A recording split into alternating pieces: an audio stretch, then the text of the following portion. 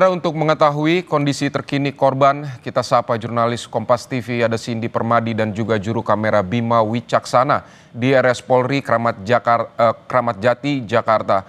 Cindy, seperti apa kondisi korban saat ini? Ya, Vidi, kalau tadi melalui pesan singkat, Direktur PPA dan PPO Bareskrim Polri Brigjen Nurul Azizah kepada Kompas TV yang menyebutkan kondisinya per pagi ini sudah semakin baik, semakin kondusif, tapi memang lebih banyak istirahat, kemungkinan karena efek obat-obatan dan juga anestesi. Nah, RS Polri sebelumnya sudah bilang kalau saat ini yang jadi prioritas awal dari Rumah Sakit Polri adalah peningkatan kesehatan umum atau perawatan kesehatan, peningkatan kesehatan umum dulu dari kondisi anak ini, mengingat bagaimana hasil pemeriksaan awal ketika baru saja dirujuk dari RSUD Kebayoran Lama ke RS Polri, hasilnya memang ada kondisi medis yang serius, mulai dari ada patah tulang, kemudian memar, luka bakar di area wajah dan lain-lain, sehingga penanganan kondisi umum ini yang menjadi prioritas. Nantinya sambil dilakukan pemantauan kondisi juga. Apabila kondisinya sudah semakin baik, maka akan dilakukan penanganan dan perawatan untuk luka-luka lainnya secara bertahap, termasuk operasi. Memang RS Polri sebelumnya sudah menyebutkan tidaknya membutuhkan operasi tulang yang akan dilakukan terhadap korban anak ini. Kalau Wamen PPPA kepada Kompas TV sudah menyebutkan kalau operasi ini sudah selesai dilakukan, tapi memang tidak dijabarkan operasi apa. Nah, kenapa tapi operasi tulang ini dibutuhkan? Karena kondisinya lagi-lagi tadi ketika ditemukan korban anak ini mengalami patah tulang di area bahu lengan sebelah kanan, sehingga itu menjadi salah satu tindakan medis yang sudah dijadwalkan, tapi akan menunggu kondisi stabil terlebih dahulu. Nah, untuk korban anak ini sudah dirawat sejak Kamis malam setelah dirujuk dari RSUD Kebayoran Lama, dan RS Polri sudah menunjuk 6 dokter untuk merawat korban hingga pagi ini di unit perawatan intensif anak atau pediatric intensive care unit, Vidi. Cindy, lalu bagaimana dengan ayah korban yang diduga menganiaya ini? Ini pelakunya apakah sudah diketahui di mana dia?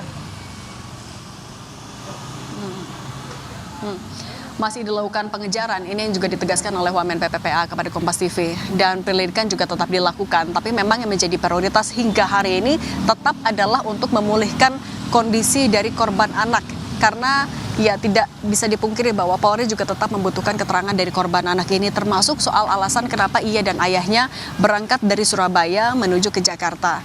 Dan secara paralel juga tetap dilakukan pencarian dengan tim menelusuri TKP tempat korban anak ini ditinggalkan di Pasar Kebayoran Lama, juga meminta keterangan dari para saksi.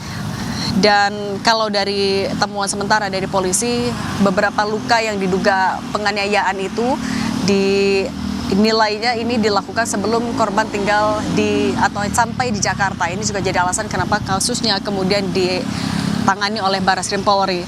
Nah, kemudian ini dipastikan bahwa kasus dilakukan lintas instansi untuk memberikan perlindungan, pendampingan, perawatan hingga pemulihan korban, dan yang menjadi perhatian atau dipertimbangkan juga oleh polisi bahwa dalam proses pemulihan korban tidak hanya soal pemulihan fisik tapi juga psikis. Nah, sejauh ini yang diketahui polisi adalah korban bersama ayahnya berangkat dari Pasar Turi Surabaya menuju Jakarta sekitar hari Senin, kemudian diperkirakan tiba di Jakarta pada hari Selasa, dan ia ditemukan pada Rabu pagi di Pasar Kebayoran Lama.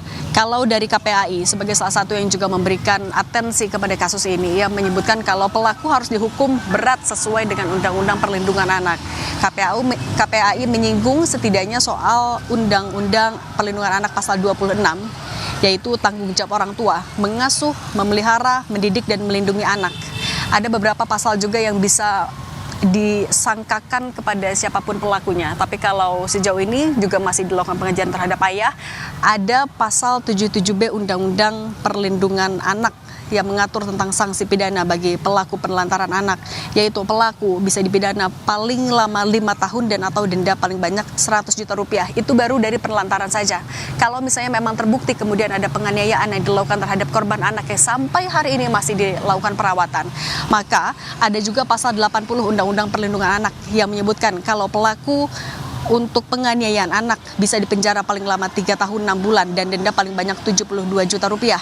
Jika penganiayaan mengakibatkan luka berat, maka pidana penjara maksimal 5 tahun dan atau denda 100 juta rupiah. Kita nantikan juga bagaimana progres kesehatan dari korban anak yang saat ini masih dirawat di Pediatric Intensive Care Unit Rumah Sakit Polri Kramat Jati dan juga pengejaran lokasi di mana ayah dari korban ini berada, Vidi. Di apakah ada informasi setelah anak ini pulih dia akan diasuh di mana atau dirawat di mana untuk selanjutnya? Sejauh ini belum ada pernyataan ya. Tadi kami juga menanyakan kepada Direktur PPA dan PPO Barskrim Polri ya. Masih belum ada respon soal itu. Tapi kalau kita berkaca juga dari kasus-kasus sebelumnya, biasanya yang dilakukan oleh Polri selain membantu pendampingan pemulihan anak dulu di rumah sakit hingga kondisinya betul-betul pulih, polisi juga akan mencari kerabat terdekat yang masih memiliki relasi hubungan darah.